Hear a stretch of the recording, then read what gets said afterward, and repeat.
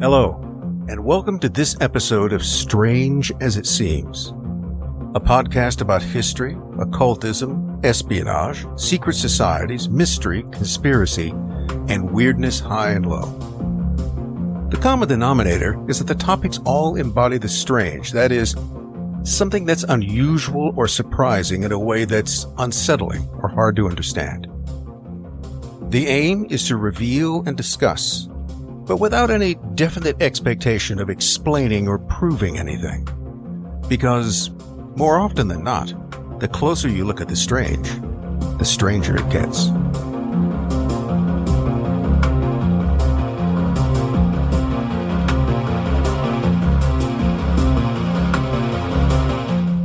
Well, here we are for another episode of Strange as It Seems. And I'll begin this by saying that we're experimenting today with all kinds of new audio equipment that will hopefully change the audio for the better, even though it doesn't seem to be that bad. But we get different reviews on that.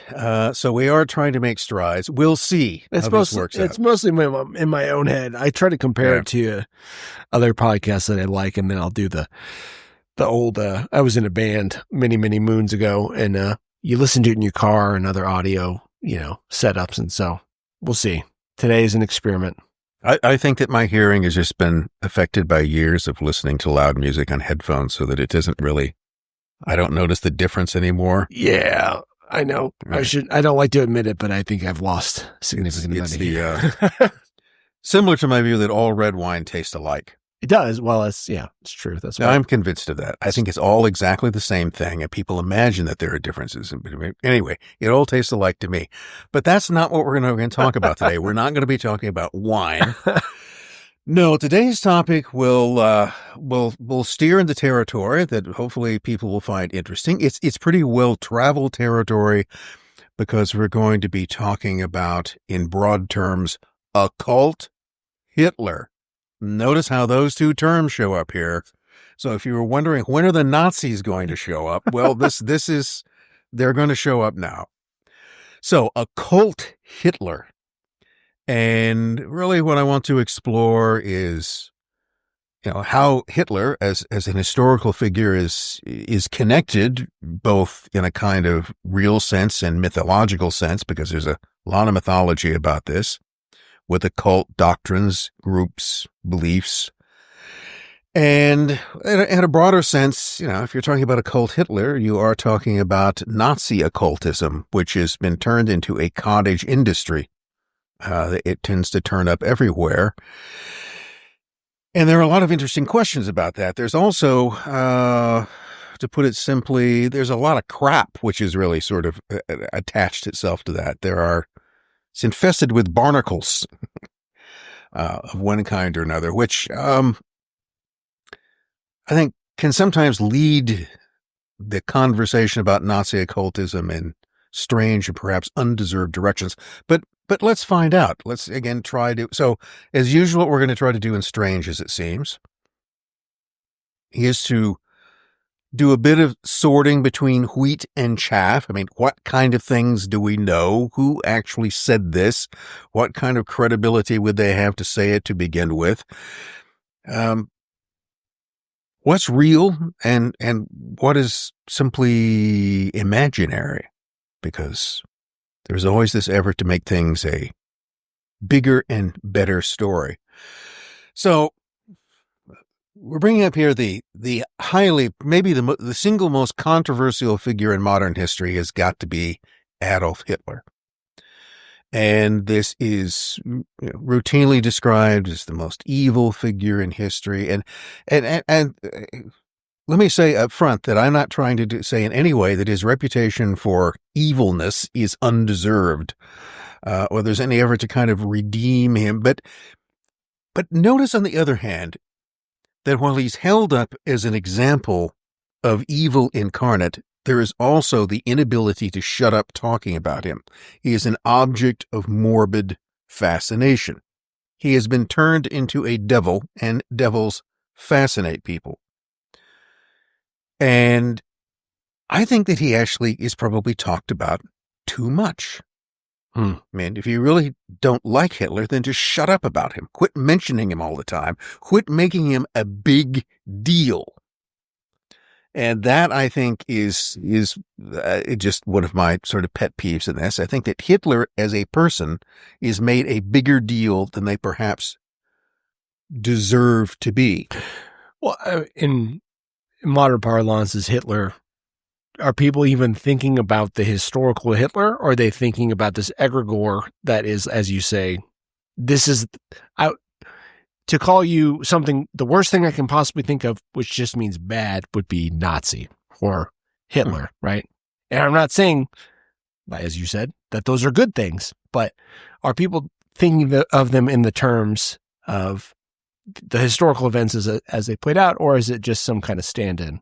Well, the general image that people have of Hitler, if they think of him, is, it all goes back to a segment of the Nazi propaganda film Triumph of the Will. This is,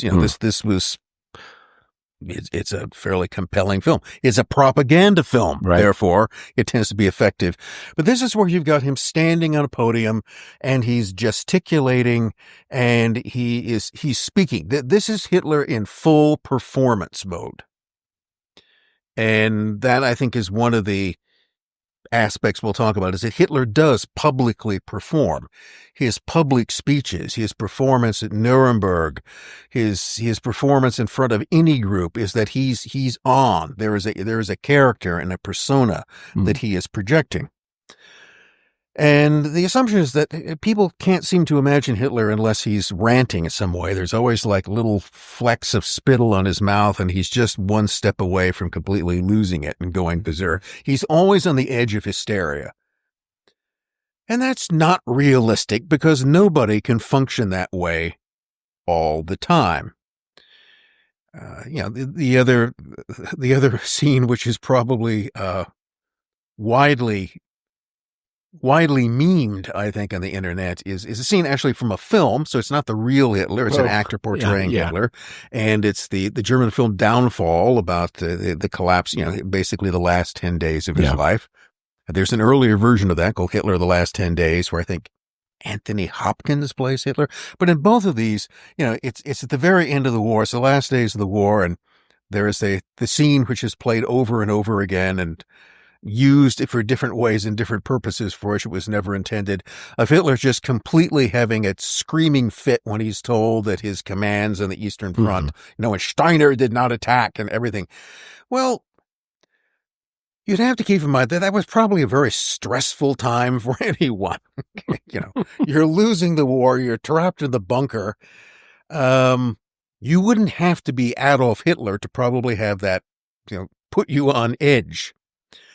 But the point is that in neither of those kind of cases, in neither of those kind of extreme examples, do you get an actual portrait of the person. So here's the question, what's Hitler like when he's not performing? I've only seen Springtime for Hitler, so I just don't. Well, so we don't know. Because there's no images of that. Right. Okay. I mean, you can get some of these little, home movie type things taken at Berchtesgaden. He and Ava and Blondie the dog are kind of romping around. Some pictures of him, rubbing the little blonde kids' heads. And it looks kind of, if you were to separate that from what it was of the Madman Hitler. Okay, this is the general image we have: the Devil Hitler and Madman Hitler. So the whole idea is the guy is crazy. He's just a complete walking maniac. How does a walking maniac actually become Chancellor of Germany? No one could actually, so Hitler seems to be able to function on a somewhat more human level than the madman theory would give him credit for. So we have this almost cartoonish image. Which isn't to argue that beneath that cartoonish image, okay, not to get me wrong here, is this really nice guy, okay. But what you do find there, this is the challenging part, what you do find is just pretty much an ordinary human being. Yeah. Because ultimately that's what Hitler comes down to. Unless he's somehow the malevolent creation of even more malevolent forces? Okay, is he a tool of the forces of darkness? Which, as we'll see today, some people in the realm of occult Hitler argue that he was. Which then also kind of lets him off the hook, doesn't it? Okay, Yeah. I mean, if Hitler is, we'll come back to if Hitler is simply possessed by the spirit of the war god Wotan, then the man Hitler is, well, he's almost a kind of victim. So you have to be careful where you go with these things. But that's one of the things which has been alleged. In fact, psychoanalyst Carl Jung, basically, who's an admirer of Hitler the man, said, this guy's possessed by the spirit of Wotan. And I think that's an interesting point, in terms how Wotan comes into this, or Wotan. I'm just going to say Wotan. Yeah. Just because that just comes off the tongue easier. Yeah. So there is there's an interesting thing I came across, is that there's apparently only one audio recording of Hitler speaking in his normal voice. Really? And it's from 1943, and it's during a visit that he paid to Finland, and he's simply sitting down and he's having a conversation about what's going on in the Eastern Front with Marshal Karl Mannerheim, who is the military leader of Finland, which was allied with Germany at that point. So he and Mannerheim are simply sitting in a room at a table having a normal conversation at a normal volume. And it is interesting because it doesn't sound like, once you know it's Hitler, then yes, you can kind of recognize the voice. But it's not Hitler in full rant. He's not ranting. Little flecks of spittle aren't flying out of his mouth. They're just sitting there talking. Which probably wouldn't be, if you weren't tipped off it was Hitler, you would probably never recognize it, because it's not the character performing in the way that you would expect. But that's odd in a way, that for a person who looms as such a dark figure over modern history, that you don't have more examples of his normal voice. And there's even a very vague he's had biographers. I think it was Joachim Fest, who's one of his biographers, who said that when you tend to look at Hitler the man, one of the things that's difficult to figure out is where that is. It's a difficult person to see. And I can go back to, here again, what have you got? You've got someone who's born into what could be called the Austro-German lower middle class in the late 19th century. So were a lot of other people. His father was a minor government official. His family had its issues. He had siblings who died young. He may well have been doted upon excessively by his mother, but none of this. Okay, there's no sort of recipe for madman or for future demagogue that comes out of it. The actual events of Hitler's early life are, for the most part, unremarkable. One of the things is often talked about, he spends his early youth in Vienna. So, this again, for anyone who's uninitiated, is an important point to keep in mind. Hitler is not born in Germany. He is not born in the German Empire. He's born right across the river, but he is born into an ethnic German part of what was then the Austro-Hungarian Empire. And I think that's important. It's a point that hopefully we'll come back to, that he is born in the Austro-Hungarian Empire, not in Germany proper. And the point being here, perhaps, is that in the Austro-Hungarian Empire, Germans are the single biggest component of the empire's population. But that's only about a quarter. So the Germans are not the dominant nationality. Numerically, they are simply one of the many minorities that make up the empire, which gives them a whole different view of themselves and their position. Austro-Germans, we'll call them. Austria as itself, as a country, didn't exist at that time. were in a different position. They were one ethnic group which in some respects was fighting with other ethnic groups, with the numerous Slavs, with the Hungarians, the Romanians in Transylvania, the Poles, Ukrainians, even Italians were involved. There are a dozen nationalities and more that make up this empire. And while the Germans had a kind of, cultural dominance or ascendancy, they're still only about a quarter of the population. And they feel that position in the late 20th century being challenged. So one of the things that had happened by this time is that the status of the different ethnic groups in the empire had been equalized. That is, Germans no longer, to the extent they ever did, had any kind of special privileges. Even the imperial capital of Vienna, which of course is where Hitler will spend much of his youth, it's going to be an important place for him, and where other figures we'll talk about today, where really the origins of what will become Nazism arise out of Vienna. It arises out of the Austro-German element. It's not something that really arises in Berlin or Munich or Dusseldorf. It arises out of this kind of pressure cooker that was the late Austro-Hungarian Empire, where you have these ethnic groups competing with each other. The Germans then have their own political party. They feel that they're a group which is in some ways besieged. They also, right next door, all the rest of the Germans have joined together in an empire which they are left out of. What time period? I know you said late 19th century. Can you give me some, like a decade? Well, the unification of the German Empire takes place in 1871. Yeah. And that means that the great mass of Central Europe's German population, which prior to that had been 30-odd states and little groups, and before at one time had been 300-odd states. Holy Roman Empire. That all now becomes the German Empire, with its capital in Berlin, dominated by Prussia. There's a whole process that we're not going to go into. And in fact, one of the things that brings that about is that the Austro-Hungarian Empire is defeated by Prussia in order to achieve that.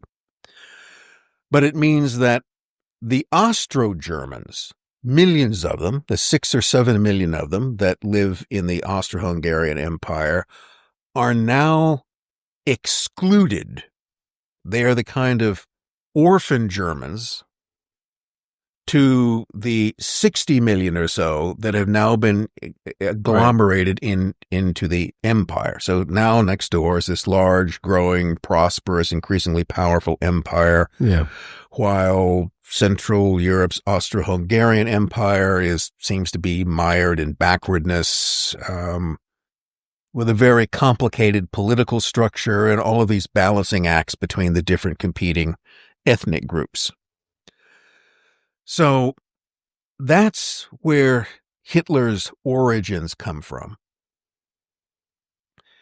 And then as a youth, he, famously, the things usually told us, well, he's a bum in Vienna. So he spends a decade or so bumming around in Vienna, painting pictures, painting houses, doing whole food. I'm not sure they ever really painted houses. If he did, it was brief. But he had aspirations to be an artist. So you got a guy who comes from a small country town, from a lower middle class family, like most families, semi-dysfunctional, eventually gets some money. His family can support him to a degree. He goes off to the big city, the imperial capital of Vienna. And that is, Vienna's a large city. It's got almost 1 million people in it. It's also a miniature of the empire itself, of the multi-ethnic empire, because while Wien, is within the German ethnic area of the empire, that is, the lands and towns surrounding it are largely German. And Vienna itself was initially a German-speaking and cultural city. As the imperial capital, it's now drawn in people from everywhere. So in Vienna, there are Croatians, there are Serbs, there are Jews, there are Poles, there are Hungarians. All the different peoples from the empire have often settled in these various neighborhoods. So in the case of Hitler, you got a kid who grew up in a small town near, Braunau, really right across the river from now the big Germany, and goes to the big city. And where he'd grown up was almost, everybody there was German. Okay, they spoke a dialect. I mean, they're actually in that neck of the woods, they're kind of half German and half Czech to a certain degree. There's a lot of intermixture between the two. But, Hitler had grown up only knowing people who were Germans ethnically, only hearing the language for the most part. So I think, as he mentions, it's in Vienna for the first time that he realizes, young man, he actually sees a Jew. Well, what he's seeing is an Orthodox Jew in the particular garb and attire that distinguishes them from the rest of them. So that he's probably seen Jews before and never recognized it because they looked like anybody else and were speaking German like anybody else. But he becomes acutely aware that there is this much larger world inhabited by all kinds of different, often strange and in some ways slightly menacing people. So it's a whole new environment for him. But what does he want to do? He wants to become an artist. And he had some artistic talent there. I've said it. He did. Hitler he probably wouldn't have been a great artist, but he was perfectly capable of composing and painting a picture. And if you didn't know it was Hitler, you might actually like some of the paintings. That's apart from otherwise. So he had some artistic ability. From my perspective, he doesn't seem to have worked very hard at it. He tried to get into the Imperial Art Academy. He was told to reapply a couple of times, finally just sort of quit trying. He's a slacker. That's what I would describe him as in modern terms. So this is before World War I, and this is, 1908? Around 1909, 1910, that period. Okay. He's also in Vienna during a period where there's a popular mayor, or at least popular with some people, a fellow by the name of Karl Lueger. Karl Lueger was a long-time sort of political boss in Vienna. And Lueger is important in some ways because Lueger sort of he is a populist politician where he plays, and his whole idea is to keep getting reelected so he can run the city.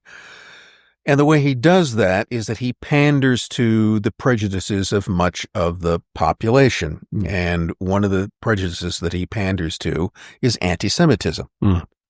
So again, Jews have migrated there's always been a Jewish presence in Vienna, but there's now more, particularly from the Eastern. Now, you're getting more of the sort of Eastern European Hasidic Jewish component, the kind of obviously visibly distinct element, which has moved into the city, which alarms a lot of people, including the established, more or less assimilated Jewish community, which is in Vienna, because they don't like these strange country cousins coming in because it just increases. Right. Okay. I mean, you have Viennese Jews who spent generations assimilating themselves into the society, trying often to consciously remove those aspects that visibly or culturally separate them from the larger Germanophones culture around them. I've heard that the Jews in Germany were like the most assimilated Jewish population. So I assume nearby in Vienna. And there was always a real issue for them that even in Germany, when you had migration, let's say from the much more traditional, more Orthodox populations, let's say from adjoining Russian Poland would come in. Well, these were, in some ways, they were seen as a kind of threatening throwback to the way in which Jews had been perceived in Germany before the Enlightenment. So there was a whole movement that begins in the 18th century among German Jews, the Haskalah, to Germanize themselves. Moses Mendelssohn was an important part of this, that we need to become Jewish Germans. We need to drop the Yiddish, speak proper German, just live like normal people within German society. And his idea is that once we do this, we will no longer be we no longer provide a kind of visual or cultural dissonance by a particular, we won't dress funny. That would be a part of it. It's oversimplification, but yes, it's changing your. We'll normalize we'll sort of normalize our existence within the society, and then we will be accepted as part of it. Yeah. Which there's a Germanizing your last name right, other aspects that we need. The idea was that we need to convert ourselves again, not to be German Jews, but to be Jewish Germans. This is taking us off in a whole direction, but that's all part of this background, the kind of milieu, there we go, that Hitler finds himself in. So Hitler's a kid who comes from an unremarkable background. I don't see anything particularly remarkable in it. There's nothing that marks him as a future tyrant or madman, specifically, who's really a kind of unfocused, lazy young man with artistic ambitions who goes through much of the money he has, lives in flop houses or men's hotels for a while, but never really seems to be reduced to any kind of great poverty. You get these ideas in Hitler starving in Vienna. No, he doesn't seem to be starving. He's unfocused and lazy. So how unexceptional is that? I mean, he could have been living in his parents' basement. Sounds like a college kid. Playing video games. So a guy who's unfocused and lazy, vague artistic ambitions that he doesn't really work very hard at. And so when World War I rolls along in 1914, by which time, here's an interesting thing. He does not serve in the Austro-Hungarian army in the First World War, even though he is a citizen of Austria-Hungary. He, around 1913, leaves Austria and Vienna and goes to nearby Munich. Again, culturally very similar, Southern German, Catholic. But he's there when the war breaks out. He's allowed to enlist in the army, but he is in the German Empire a foreigner. And that's the first job he's ever had. So the war gives him some kind of purpose. It gives him, and his performance during the course of the war is, again, on the whole, I think, if you're not trying to read the tea leaves for Hitler and everything will become, is unexceptional. Becomes a corporal. He may, for a very brief period of time, had functioned as a field lieutenant, that is, given officer's duties in the absence of an officer. He was a messenger. He was gassed. Okay. Experienced a period of hysterical blindness, which again is not that rare. He went through, saw real action at the front, was decorated for that, not all that exceptional. Was actually recommended for that decoration, Iron Cross, by his his immediate commanding officer, Hugo Gutmann, who was Jewish. So he had a Jewish immediate officer immediately above him who actually thought Adolf Hitler was a pretty good soldier and recommended for a award. And Hitler later on, I think, actually made Gutmann an honorary Aryan to spare him any problems.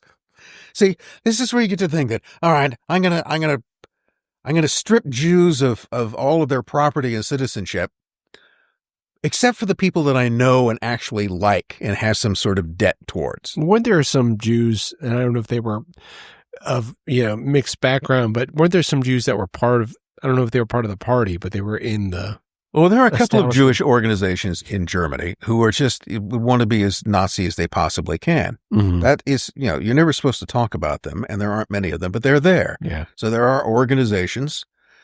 Their names escape me at the moment, but yeah, there are a couple of those. They viewed themselves as Reich's Germans, and they had no problem with anything in the Nazi program except that they were being singled out to be, their whole idea is that we want, you could almost think of that in some way as the kind of further or ultimate extension of this assimilationist idea that we have to adopt German characteristics or adapt to German society in whatever form it exists, even to the extent of denying ourselves. Yeah. That because we don't want to be Jews, we want to be Germans. Mm-hmm.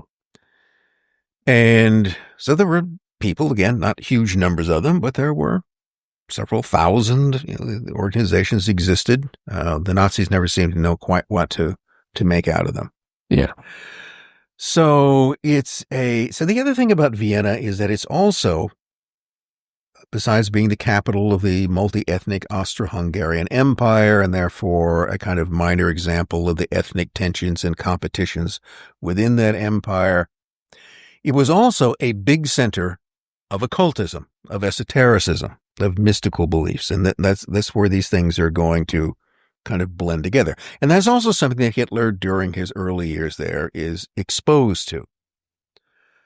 So one of the things that we know that he read, or at least had access to, I'm not sure anybody can say that I saw him reading this, but he had them, he was aware of them, certainly read them, was a publication called Ostara. And Ostara was a kind of magazine newsletter that was published by a fellow by the name of Jörg Lanz von Liebenfels. And this is all part of, we'll describe who these guys are a bit in the moment. But this was something which was full of a kind of German mystical racial doctrine, also included strong elements of anti-Jewish attitudes. And it's something that Hitler was aware of.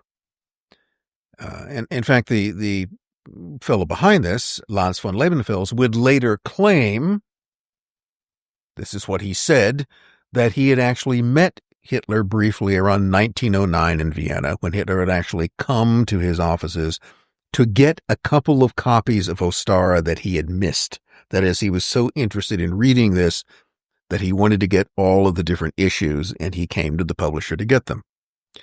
Now, that may very well be true. It could be another one of those things where Lanz von Liebenfels is trying to make himself more important in his connection to Hitler. But that's what is said is said. So maybe the place to begin with this in terms of occult Hitler is to kind of step back from Vienna for a moment. We'll return to it. And maybe pick up with the work that I think more than anything else kind of brought the whole idea of a connection. Well, the idea that Hitler, and through it, the Nazi movement itself, were something more than simply a political leader or a political doctrine, that there was something, well, vaguely satanic about it in some way, that there were darker forces at work behind this. In other words, not just a misguided man at the head of a misguided movement, but something that was, and this sort of fits the model idea, fundamentally, intrinsically evil.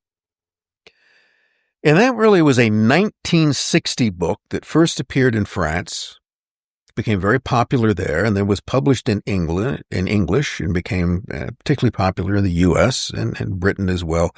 And the English title is The Morning of the Magicians. The Morning of the Magicians was a kind of, it deals with all kinds of things. It's I think it first appeared in Paris. As I said, it became an international bestsellers.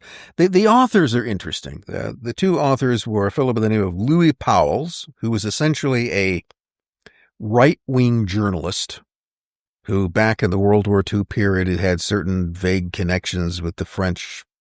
I mean, when I say right-wing, I mean fascist. Okay. And he sort of combined in this with a Jewish physicist and ex-communist, actually a Polish communist, who was originally called Jakob Berger, who then changed his name to Jacques Bergier. So these guys don't really have much in common with each other. They come from different political directions. So what brought them together to write a book? Well, they had a mutual interest in mysticism, or more broadly, in occultism. They're very interested in things that were mystical and mysterious. And I think that's another way, again, in which an interest in the occult can draw people from different, otherwise very different points of view, that they'll find this thing that they have a common interest in. So the book has been called, I think it's a good description of it, a kind of exploration in fantastic realism. So what's fantastic realism? Well, basically it's not realism. It's not really trying. It's telling a good story. This is what the whole thing of Morning of the Magicians is about. Is it's going to spin a good yarn full of colorful characters, full of intriguing, often mystifying ideas. It's going to pose mysteries. It's going to make things appear to possibly be more exciting than they actually are. The type of thing that generally works with an audience. And it's going to open the door to a vast realm of suppressed knowledge and hidden history. So I think that may be the real key to the appeal of Morning of the Magicians. It's one of the first works that comes along and goes, well, there's this thing that passes for history, but there's a deeper story behind it. There is an occulted hidden story behind that. So what does the book deal with? Well, it deals with all kinds of things. I mean, there are lost civilizations. There's alchemy and magic. There's the hollow earth. There's secret societies. And of course, there's space aliens and a lot of science fiction. So that may be one way to think of it. Morning of the Magicians is kind of history written as science fiction, a combination of those two things. There's virtually no sources for any of it. I mean, they do mention authors and elsewhere, but essentially they're just kind of making this stuff up and cobbling it together. So when it comes to Hitler, what it is that Morning of the Magicians, what Powles and Bergier basically do here, is that they create the picture of Hitler and the Nazi movement itself as a kind of black magic experiment. The Hitler in particular becomes a magical adept or the tool of demonic forces. Maybe that's the key here, is that Hitler and the movement itself becomes the tool of demonic sources. Now that again is not something you get in any kind of existing historical academic treatment of Hitler. People could go over the tea leaves of his life, but none of them, so far as I know, actually would say that, yes, there are dark forces at work, that Hitler and the Nazi movement are the tool of demonic forces.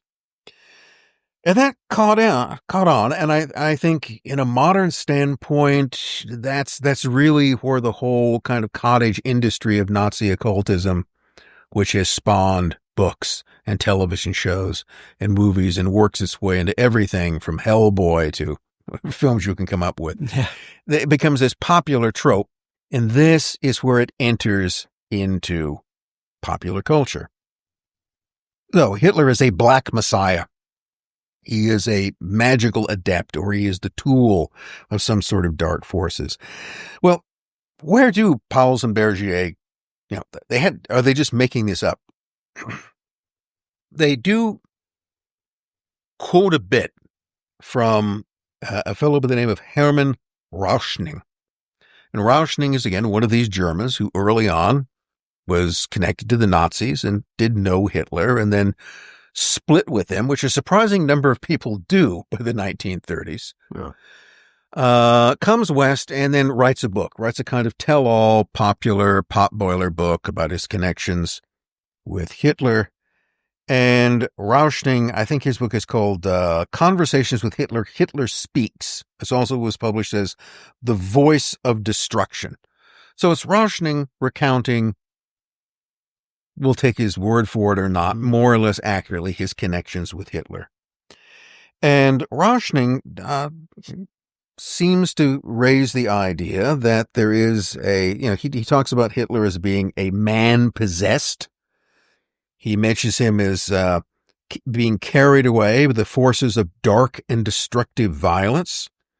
Also, according to Rauschning, Hitler he says that he was in bondage to a magic that might well be described not only in metaphor but in literal fact as that of evil spirits. So Hermann Rauschning, in his books, published in the 30s, does indeed call Hitler the tool of demonic forces. So that's where they're drawing much of this inspiration from. But the other thing that Pauwels and Bergier do is that they, in their work, in Morning of the Magicians, they also connect Hitler to an occult order in Munich in the early part of in the post-World War I period called the Thule Society, the Thule Gesellschaft.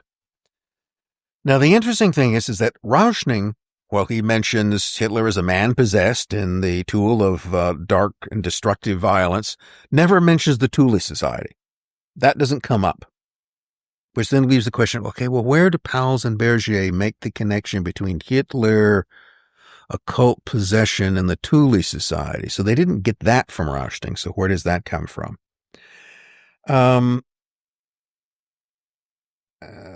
Rauschning also mentions something interesting that it doesn't mention the Thule Society, but he does mention Hitler's sort of interest in Freemasonry. Now, he doesn't say that Hitler was a Freemason. He wasn't. And what he notices is that Hitler, according to Rauschning, thought that regular Freemasonry was mostly kind of childish. He thought it was a harmless union for the mutual protection of interests, which I think could be an accurate description in some cases. But he also admired simply the way in which the Brotherhood worked. I mean, it was a very successful recruiting ground, a secret society. And so Rauschning remembers Hitler observing that the Masons have developed an esoteric doctrine using symbols, mysterious rites, and degrees of initiation. These worked on the imagination through magic and the symbols of the cult. So Hitler wanted to use similar methods. So, appreciating the idea of a kind of sense of a unique belonging. That one of the things that any political movement that the Nazi Party would need was symbolism. It would need to create a sense of group identity. This is maybe more fully evolved in the SS than it did in the broader party. But that seems to be, I don't have any problem with that being quite plausible, that Hitler looked at the Freemasons as an example of a successful organization and thought certain things could be copied from them. And he supposedly told Rauschning, he says, don't you see that our party must have this character? Well, another guy who said something similar was someone else who was an early acquaintance of Hitler in Vienna by the name of Josef Greiner. I think he claimed to be Hitler's roomie for a while. And he said that he had witnessed Hitler experimenting with telepathy and occult mysteries. So Greiner takes this a little bit deeper. He goes, Hitler really, he just didn't read Ostara and occult works, but he really tried to practice these type of things. And Greiner actually wrote 2 books about his experiences. In 1938, in Germany, he wrote a book talking about his early experiences with Hitler, which was quite favorable towards Hitler and Nazism because, this is Germany in 1938. That book, I think, the Nazis actually ended up suppressing it. And they actually branded him an extortionist and denied him membership in the Nazi Party. It turns out that once Hitler becomes chancellor, he and the people around him become very, very sensitive to anyone talking about his earlier life. There's not a whole lot that you can really make out of that. And here again, this isn't anything terribly sinister in and of itself. There are a lot of people who come from more or less unexceptional origins, maybe did some questionable things in their youth and now become famous, and they don't like talking about where it was that they came from. They do their best to cover that up. And that, by the way, I think is one of the reasons that we know relatively speaking, so little about Hitler's personal life and the actual man himself, because he deliberately covered that up. His public persona completely eclipsed everything else that was going on within the person himself. But Greiner, again, he connects Hitler to the actual practice of occult techniques, doesn't mention the Thule Society. The one guy who does, yet another person who had early connection to Hitler, is a German writer by the name of Konrad Heiden. And he actually is one of the first people to write a biography of Hitler, I think in 36 or 37. And Haydn does make references to the Thule Society. He doesn't actually, so far as I can recall, directly connect Hitler to it.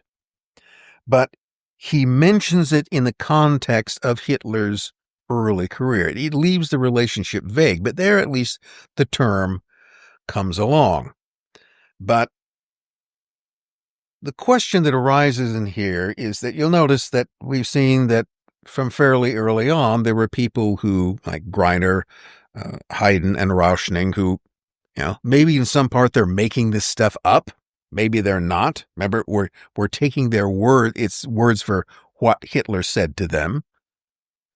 But assuming that this is based upon some reality, maybe embellished a bit, maybe not, all of this would suggest that there were people who sensed something diabolical, who believed that Hitler had some strong interest in occult or metaphysical ideas, in magic per se, early on in his career.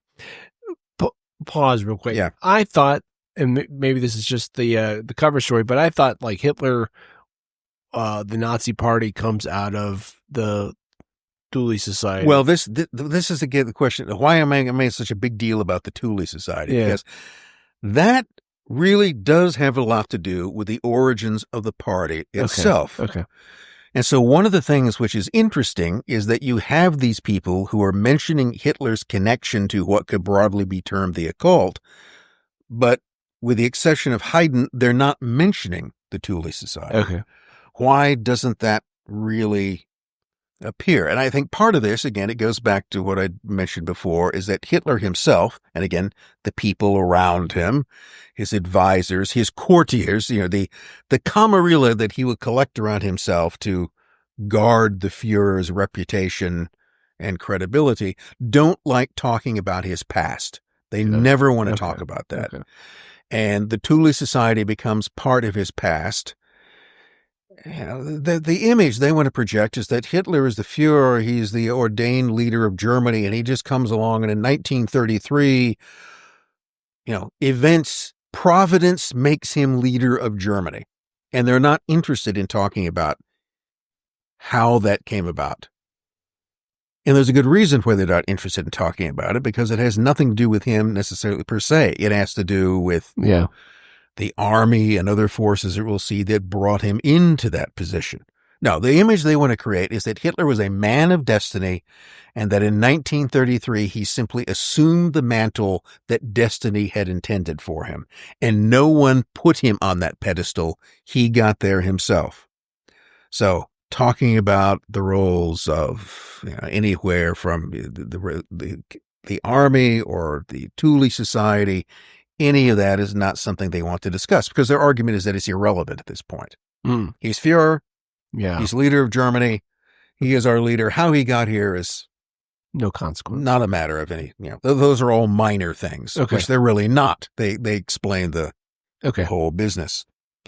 So with that in mind, that there are these references outside of Morning of the Magicians in 1960, that sort of put it into the modern mass consciousness. But Pauwels and Bergier were relying on works that existed beforehand. These references are vague, but they're there. Let's go back to Vienna in the time when Hitler was a young man bumming around the place, and look in particular at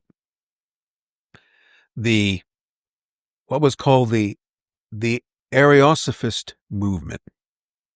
So this takes us back into the now familiar territory of Madame Blavatsky and Theosophy, the one-stop shop for mystical doctrine that she created in the 1880s.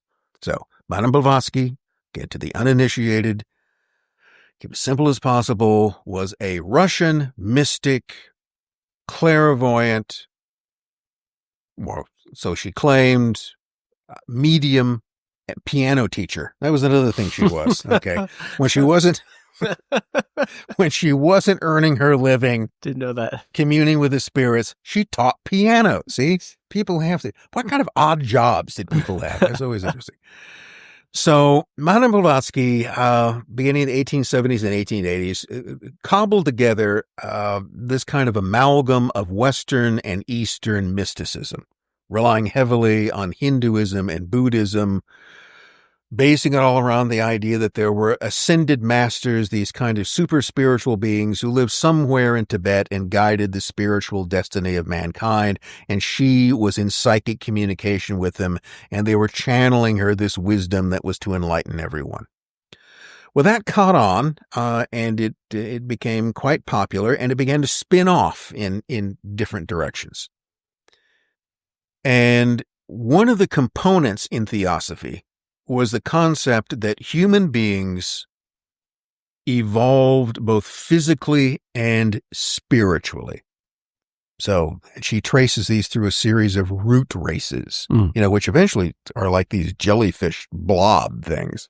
Okay. At one point, it just kind of flopped around. And so it's I think it's bunk, but at any rate, she sketches this whole, it tells a good story.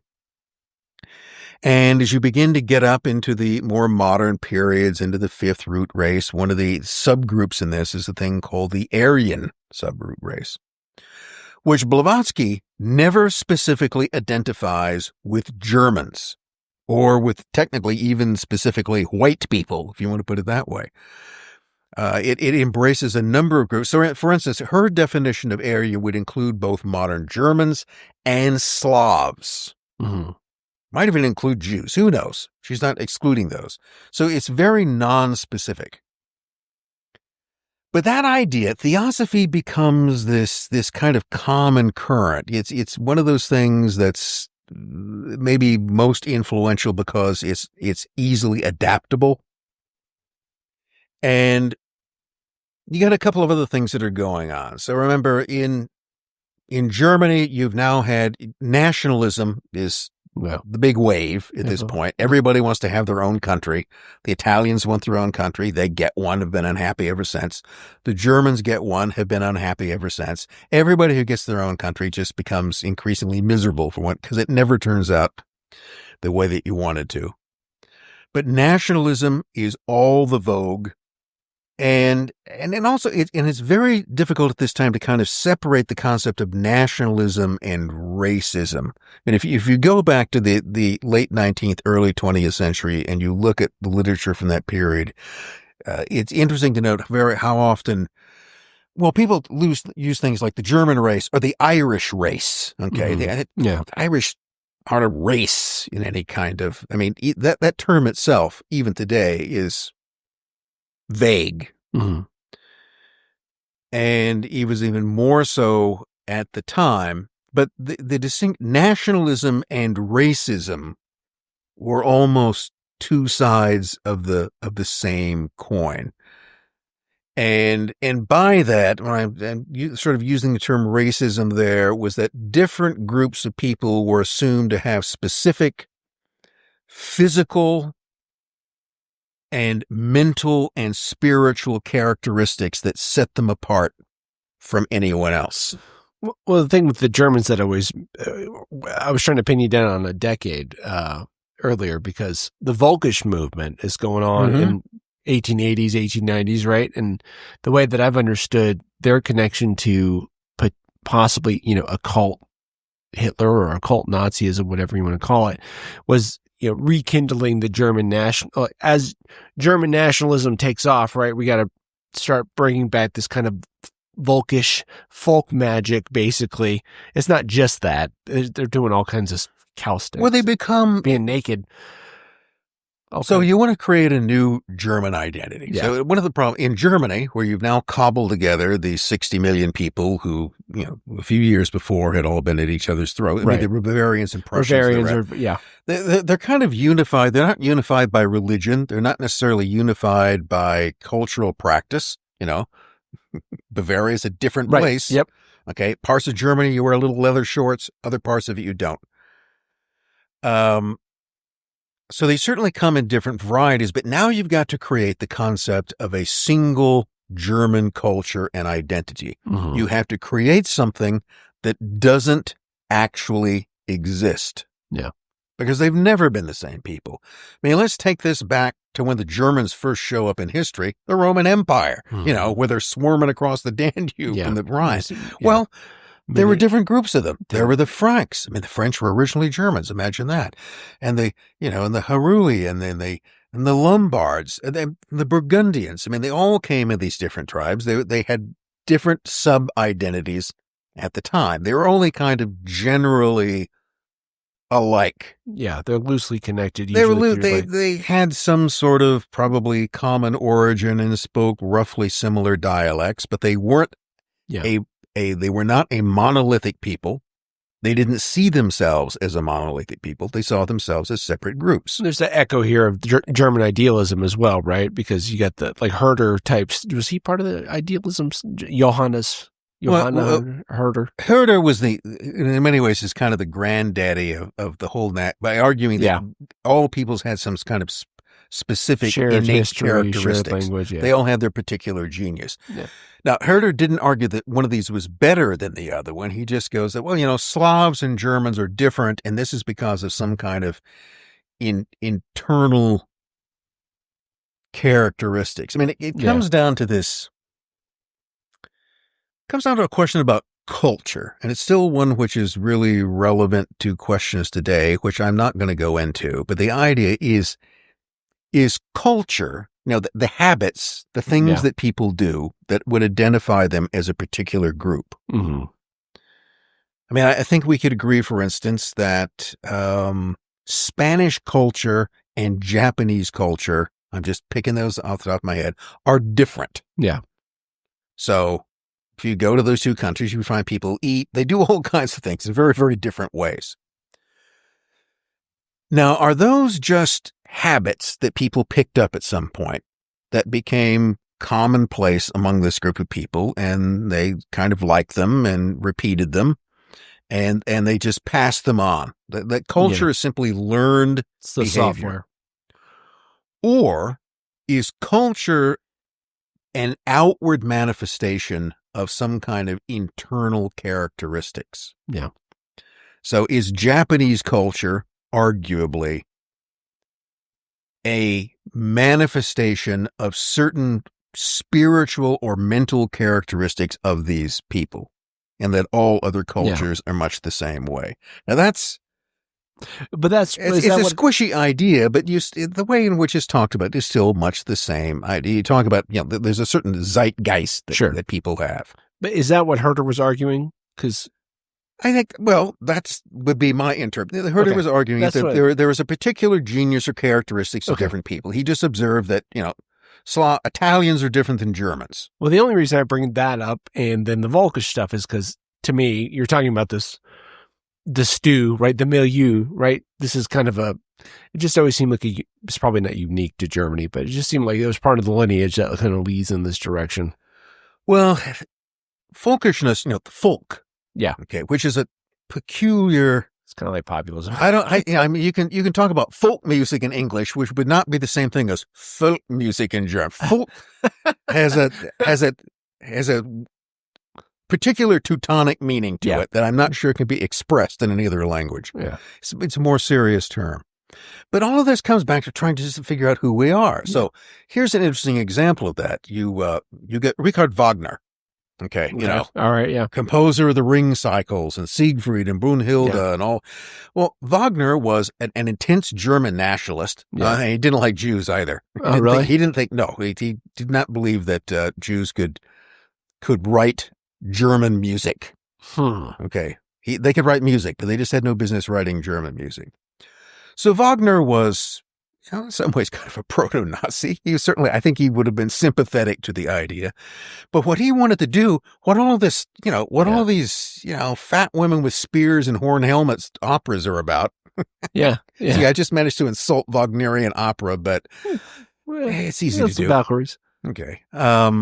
It's either very serious or it's comical, depending on the way. But he wanted to create a music for the German people. He wanted to create German music about German themes. And to do that, he wanted to do this in the image of an idealized German past. So he again goes in, strip mines all of this kind of, legends that existed, Siegfried, Brunhilde, the various gods that existed, except not in the way they actually existed. He didn't know. Yeah. He was just taking things. He was going in and lifting things out of the past, and he was creating a modern mythology for a modern country based on elements from the past. He was creating an idealized German mythology that never really existed. Yeah. And it didn't matter to him because he wasn't trying to make that work. He wasn't trying to go back and get Burgundians and Goths to recognize this, which they never would have. But he was trying to create a kind of invented sci-fi past to unify, to give modern Germans a sense of identity, which they otherwise didn't have. So that's part of, Germans are trying to figure out who they are. And for those Austro-Germans, for the ones that were stranded in the Austro-Hungarian Empire and were left out of this grand experiment, they even seem to be more interested in trying to find a place for themselves. So you get the Volkish movement, which was all about rediscovering, they were really interested. These were essentially educated people who would go out and they would spend a lot of time hanging out with the peasants. Because, the peasants are close to the earth. Close to culture. Yeah. They're the least affected by any kind of changes because these people have basically lived knee-deep in manure for the last 500 years doing the same stuff. So they must be in touch with all of the kind of primordial Germanists that we've lost contact with. Yeah. But again, they're just imagining that this is there. The Narodniks in Russia, right? Yes, the peasants. The peasants are the repository of everything which is good and true. Yeah. That's the true legit. They're not just people living in poverty and ignorance who just repeat things endlessly in the same way. But no, they're the repository of folk wisdom. Yeah. The common people have all of this wisdom, which of course it's up to us trained academics to interpret. Yeah, we got to bring it out. They're too stupid to do it for themselves. So yeah, they've got all this stuff, but they're too pure, Rick. They're too pure. Okay. Stupidity is a form of purity. Ignorance is bliss. Yeah.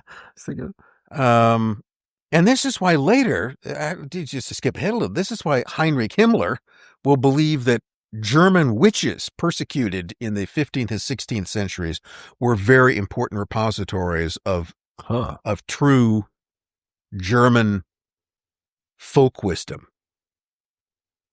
He will create the whole thing called the Hexensonderauftrag, or the Witch Project, which was about figuring out what was all of this primordial Germanic wisdom that witches had. This is why the evil Judeo-Catholic Church was trying to destroy witchcraft, because it was this reservoir of true German culture. What did they think about Christianity? Because I thought Hitler was still nominally Christian or something. He's raised a Catholic. I mean, lots of people are raised Catholic. Yeah. What did he really think about it? Seems to have been expressed. He thought the church would, they would have to deal with it for a time, but when the time finally came, I think his famous term was, we'll crush it like a toad. Okay. He hated it. Yeah. And in the philosophical part of Nazism, to the extent there is a philosophical part, which I'm not sure Hitler played that much of a role in formulating, that people like Himmler were probably more important in. Well, here again, what Himmler wanted to do was to recreate a kind of new Germanic religion. So the idea, roughly put, and this is oversimplifying it, Christianity in all its forms, especially the Roman Catholic Church, was seen as as a kind of bastardized form of Judaism. That's where its roots are. Okay, who's going to argue with that? I mean, even the Christian Church accepts that Jesus it is an evolution of the covenant between the Jews and God, but this is what Christians took over, certainly had Judaism not existed, there would be no Christianity as we understand it.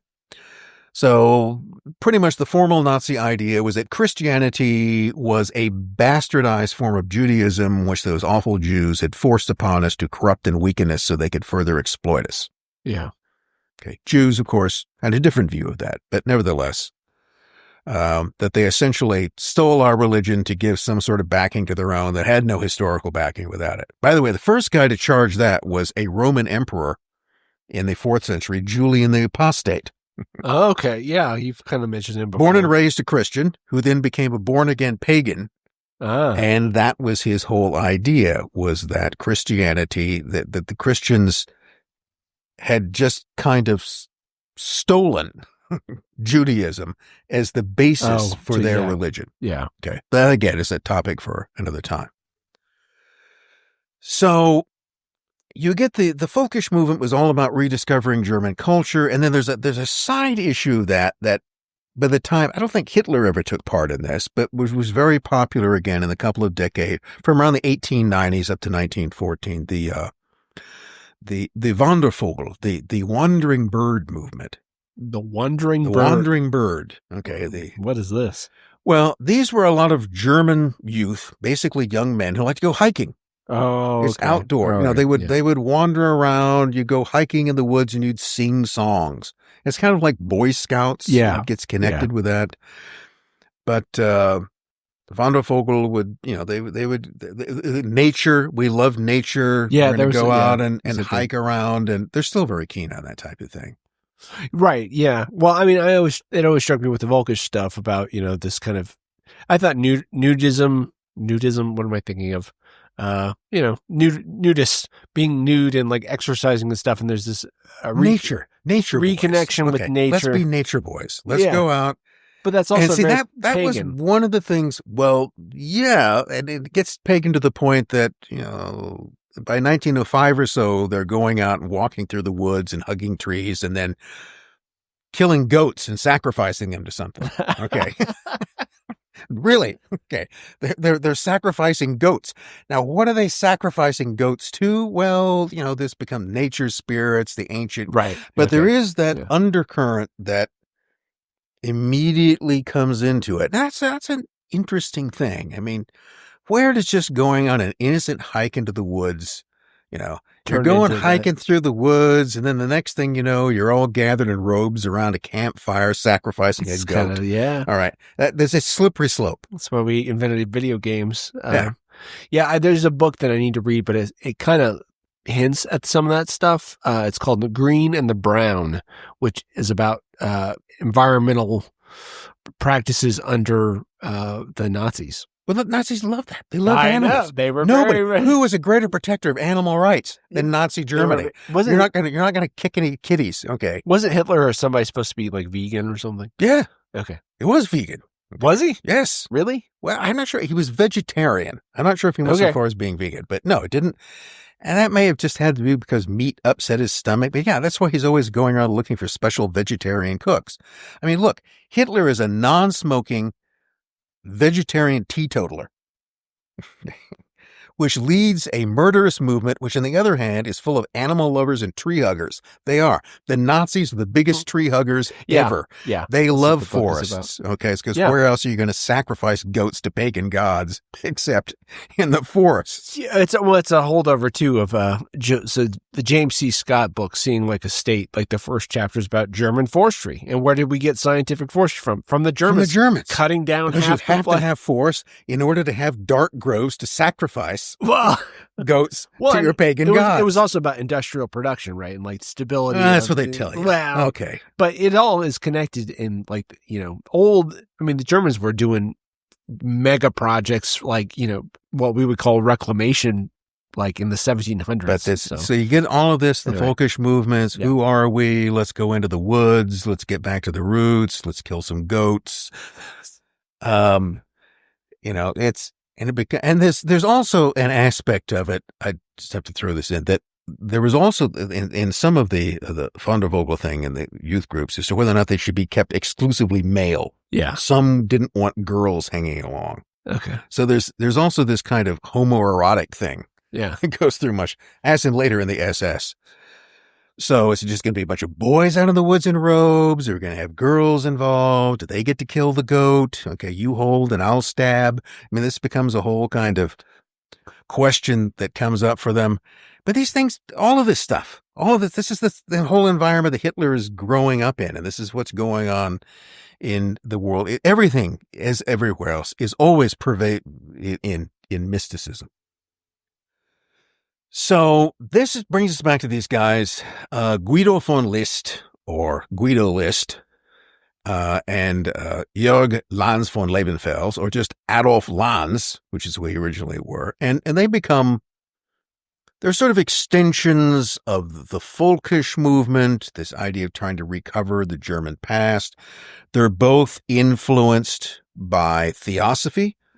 Lanz von Lebenfels, we'll just call him Lanz, is also for a while a Cistercian monk. I mean, he goes the whole Roman Catholic route and becomes a monk, does eventually get kicked out or leaves the monastic life. Wasn't he doing some of this stuff while he was a priest or something? Or a monk? Well, he does something that manages to get himself. I thought he was getting into like this occultism, occult stuff, and that was part of, I don't know where I read that. He's a Catholic priest. I mean, you're already dressing in black and performing magic rituals, so just sacrifice a goat. How far do you have to go? Well, he's a monk at least. Yeah.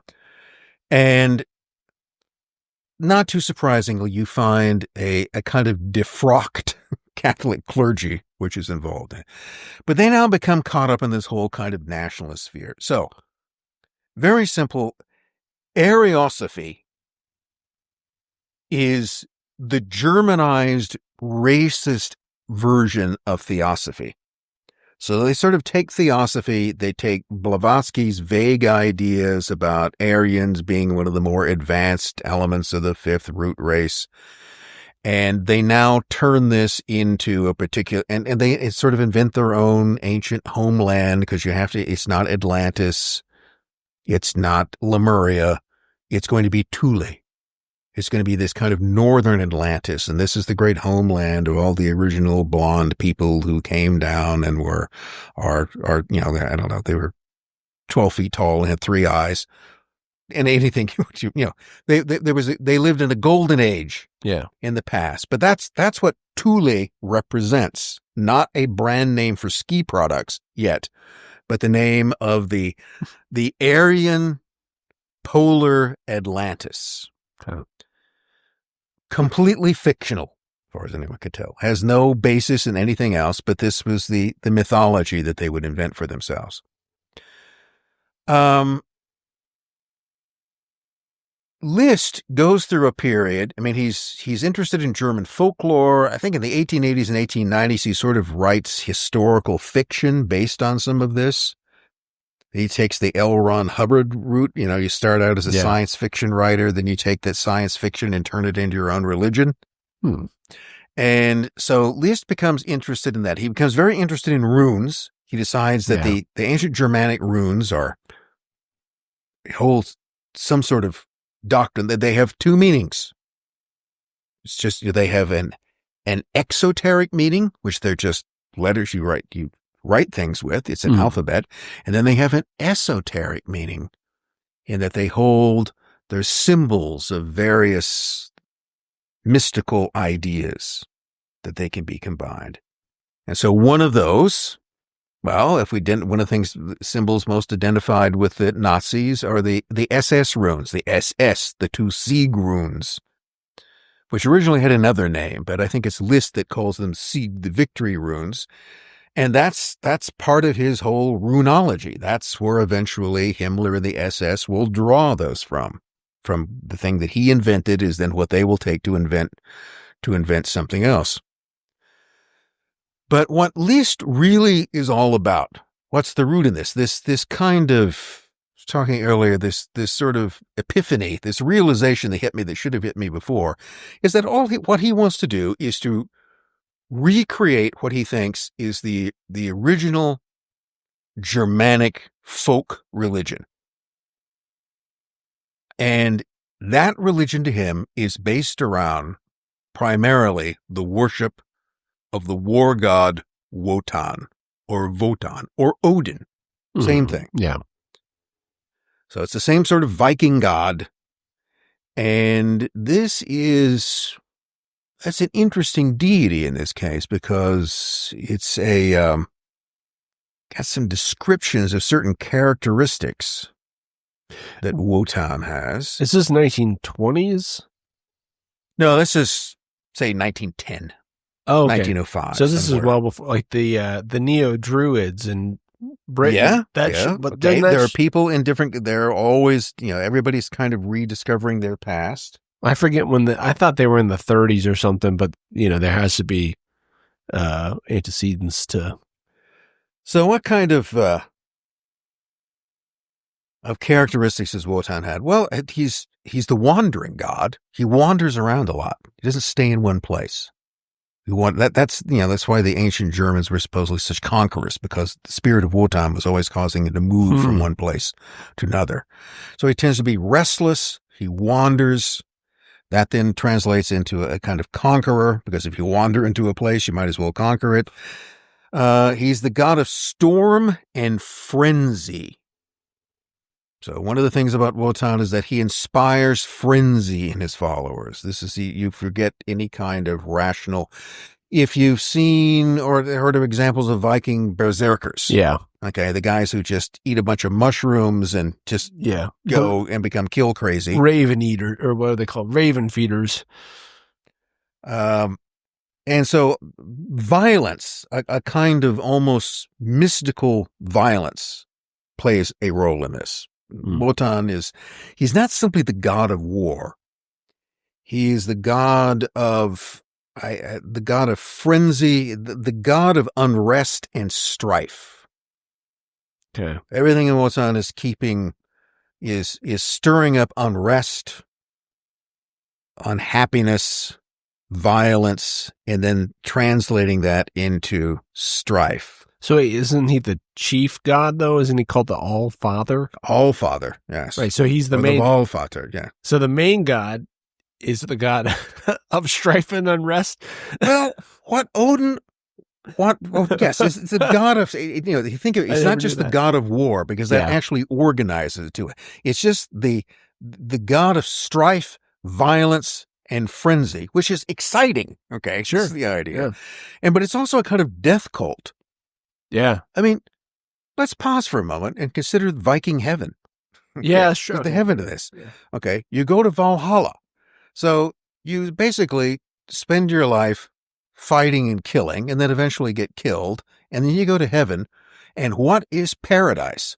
Well, paradise is where you spend all day fighting and killing.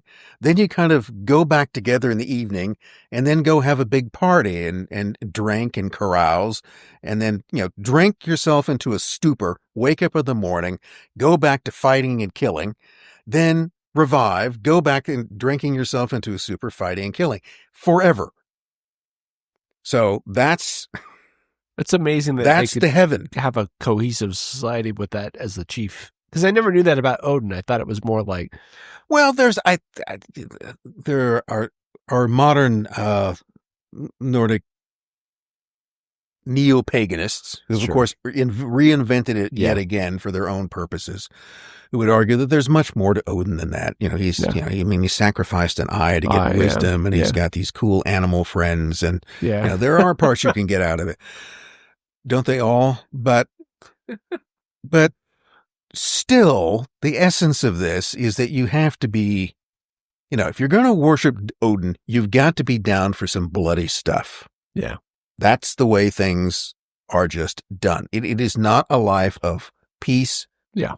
It is the polar opposite in some way of the fundamental doctrine of Christianity. I was going to say, this seems like it would be useful in opposition to Christianity, which would be, it's a weak religion of peace or something. Peace. Well, it was Nietzsche. It's slave morality. Yeah. Okay, so this, I mean, Nietzsche's part of this. I don't think he's separable from this whole thing. This is where this whole, Nietzsche is talking about at one point. He talks about all kinds of stuff, and I don't know what he means by it. The unknown God. Nietzsche's unknown God, which is not the Christian God. Well, the way that people like Liszt would read this is that what he's talking about is Wotan. He's just not giving its name.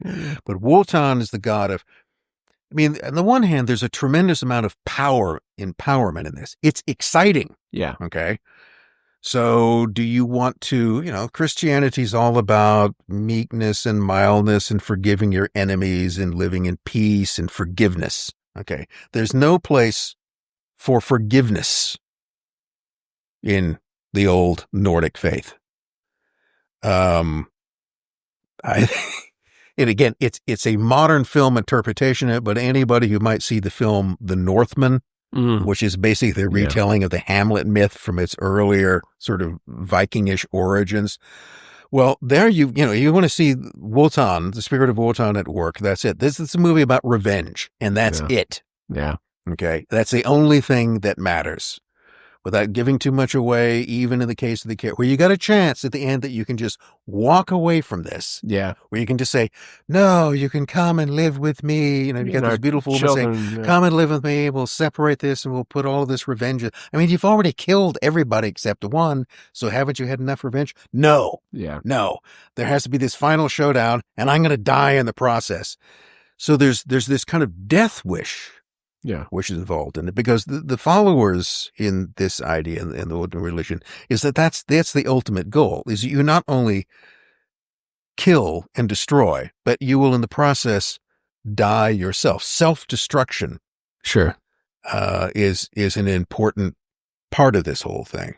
I'm going to bastardize Nietzsche, but wouldn't that be the becoming of the Ubermensch, or you're fulfilling your It can be. You can make out of the Overman whatever you I know want. Not the Superman, which isn't a term, but of the sort of superior man that can be above these things. But it's there was. So what Liszt wants to do is to revive the worship of Wotan. That will become the new Germanic religion. But that's what. So here's the thing that sort of struck me is that's kind of what Nazism becomes, isn't it? Yeah, it becomes a Wotanic death cult at its center. At least with the SS, and it stirs everyone up into a kind of frenzy. Eventually, you have a leadership which becomes possessed by this kind of murderous frenzy that becomes increasingly murder as it goes along, and everyone who follows them follows the path to destruction. So when did Jung's article come out about the Wotan? Jung's talking about this, I think, as early as like 30 or 31. So when Jung, Mr. Archetypes, looks at this, he sees that, to him, it appears that Hitler is basically possessed by the spirit of Wotan. Okay. Now, he may have willingly opened himself to that, but that's what he thinks is going on. And to keep things on a level, I'm not arguing that Wotan actually exists or that he doesn't, or whether it's some type of egregore or whether it's the projection of a mass consciousness. I'm not endorsing, Jung as a prophetic genius, but I'm noticing he saw the same thing that other people were talking about. And when you go back to the kind of basis of this, out of the raw material that National Socialism will be built out of, that's what it is. That's what they wanted. That's what Liszt wanted to create.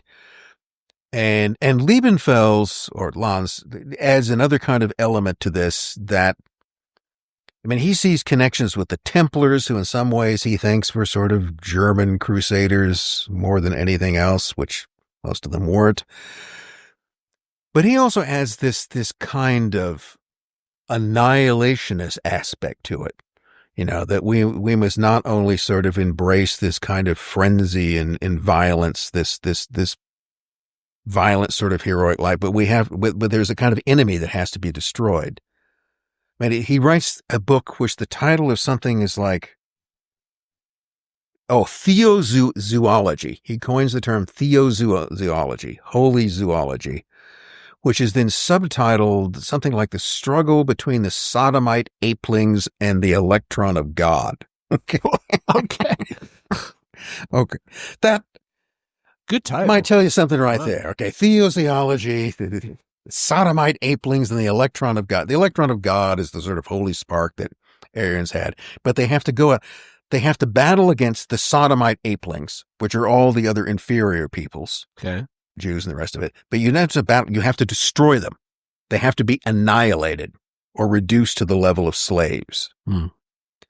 Well, what is everything that the National Socialist regime embarks upon? Look at its entire program. Look at the way it proceeds. I mean, the way that it both sort of ideologically and practically evolves. That is all of these ideas simply being put into motion. And that's not accidental. It just doesn't happen that way. But it leads everyone to destruction, because this is what Wotan relishes. This is what you want. I mean, what a better Götterdämmerung than Berlin in 1945. I mean, Hitler in the end sort of dies, if you think of it, on the 30th of April, Walpurgisnacht, the celebration of the witch's annual pact with the devil in German tradition. Wow. That's the day that he is either murdered, he's either killed or commits suicide in this completely doomed situation in which there's this kind of just pointless battle to the death, which is what he has essentially commanded that people do. We're all gonna stay here. We're all just going to fight to the death. Which, if Wotan exists, he was sitting back and enjoying the whole thing, because this is the way, unleashed unlimited death and destruction all across Europe, and then die in some final suicidal conflagration. That fits the whole pattern So that, I think, is where the question comes is whether this is all just an accidental imitation. The thing just kind of oddly worked out that way, or whether this is the working out of indeed some sort of dark, if not necessarily diabolical, depending on what you think of Wotan, or some sort of occult agenda, some sort of process set into motion, which was going to unleash all of these forces. So, actual events, one could argue, fit that model pretty well. I don't know. Maybe it is just accidental, but... Yeah. Well, wasn't Jung saying this? I read it once. It was years ago, but wasn't he calling it an egregore? Right. So the German people themselves are manifesting this frenzy. When people keep imagining something, that you create this spirit. So, I mean, to me, that how could you extrapolate? I mean, you could say it just played out that way, or you could say that the population itself was being spun up, and these are... Well, the Nazis were pretty good at spinning people up. Yeah, they had pretty good... Not everybody, but a lot of them. Well, interesting enough, one of the first places where I ever heard anything about Hitler and Wotan was...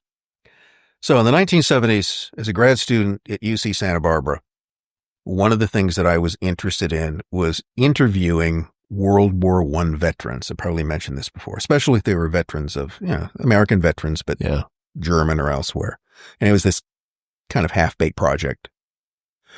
And there's still quite a few of them around then. Mm-hmm. Yeah. So I worked with a woman at the campus computer center, and she goes, "Oh, my shrink was in the German army in World War I. And he was a guy by the name of Gerhard Danelius. There's later an East German politician with the same name. So Gerhard Danelius, and he had studied under Carl Jung. He was a Jungian psychoanalyst. Interesting. So she goes, yeah, I could introduce you to him and you could maybe go and talk to him about his war experiences. And so she did. And I went there and he was not interested in talking about his war experiences at all. Okay. I don't think there was any coherent conversation. His idea was that, as well as yours do. Yes. Have you read All Quiet on the Western Front? I go, yeah. And he goes, well, that's it. That's my story. Except I didn't live out the last page. So I don't have to tell you anything. Just read the damn book. Yeah. So I got some of that. It's like, I'm not going to tell you. I just read this book. Just read the book. That's it. But what he was really interested in was talking about Jung and got into talking about, and his whole thing was that, yes, he goes, yes. And he's actually said something. I can't remember his exact words. But he goes, that Hitler and the Third Reich were all a death cult, right? I go, no, it was a cult of Wotan. That was it. Okay, but the worst thing they ever did, but the Nazis really, what the Nazis really destroyed? I go, Jews? He goes, no, they destroyed the German death wish. The death wish was an important part of German. He said this, okay, and they managed to pervert and destroy the noble death wish. Interesting. Now, even stranger in some respects is that Donnelius, who had been raised in Prussia, his family was Jewish. Okay, so this was a German Jew, Jewish German who became a follower of Jung, but who was then complaining that the worst thing the Nazis did was to destroy it. That was their great thing, that they corrupted and destroyed the death wish, which in and of itself was a kind of noble thing. It was all the cult of Wotan, which had taken over the country. Interesting. So this crops up across the board. So again, we're not insisting that any of this is objectively true or false. It simply has been said. The idea is out there. So again, those currents that Powell's and Bergier sort of cobbled together into Morning of the Magicians in the 1960s are all part of these currents that had been there previously. What is it about, I know it exists in the political left. We already did occult politics. We'll do it again, do another one because there's not too much to talk about, but it just always seems to me like there's always a right-wing fascination with more occult stuff. Maybe it's just more obvious. But why is that?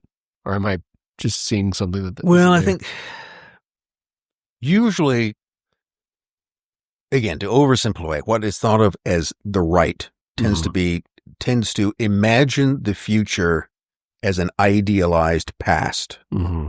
Okay, so somehow things were always better in the past. There was a golden age. We all lived in Thule in the Arctic and had a good time. Or, in Atlantis or Lemuria. So there is a golden age in the past to which the future will return. Yeah. Now, you don't really know what that is. So you're sort of inventing a past. You're doing a Richard Wagner thing. Yeah. Okay. You're inventing a kind of mythology. But that's the focus of it. The past is not just primitive and evil and ignorant and dirty and poor, but it was in fact, actually the best. It's the model for the future. And I think that very idea opens the window towards mysticism and occultism. Yeah. Because that's often the way in which you're trying to, how do you imagine the past? How do you create, and what kind of life do you give it? Mm-hmm. It has to be more than just some sort of simple facts. It has to evoke a feeling in people. It has to motivate them. And to do that, you essentially, what you create with it is some sort of religion. Yeah. Whether it's got Wotan at the head or whatever it is, you have to create some kind of religious, some sort of metaphysical structure. Yeah. To this idealized past. Whereas if you think of the left as essentially being Marxist, dialectical materialism, then the past is simply the raw material out of which the future is constructed. Yeah. You don't really need it for anything. It's just done. It's irrelevant. Mm-hmm. In the same way that once the bourgeoisie are overthrown, they become irrelevant. So we're always looking ahead. That it's a much more, well, put it this way. Marxism, one could argue, this perhaps being something we'll come back into it, is essentially just kind of Christian millennialism rewritten, because that's what you're talking about. Yeah. Think of it this way.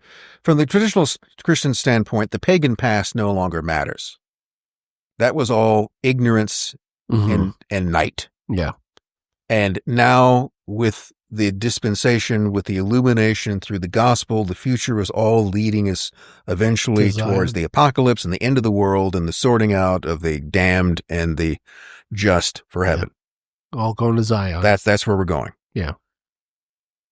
And Marxism in its own material just says the same thing. The past is gone and the future is then leading us towards a millennial future. Wasn't Marx, even though they were Jewish, didn't they convert to Lutheranism and like his dad was a minister or something? Yeah, they became the only Protestants in an all-Catholic town.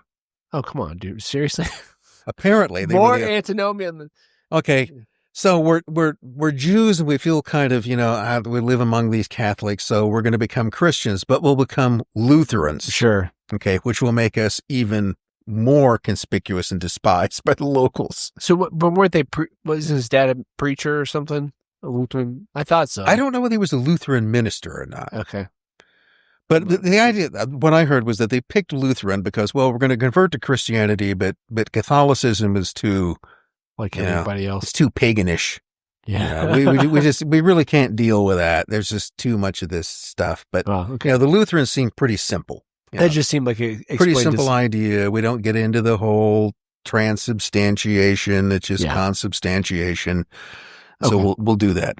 Okay. Well, minimal effort. Maybe that was the idea. I think that's a good explanation, just because a lot of the stuff that I do see from what you would classify as the current right, at least I do, which is not the same as American conservatism.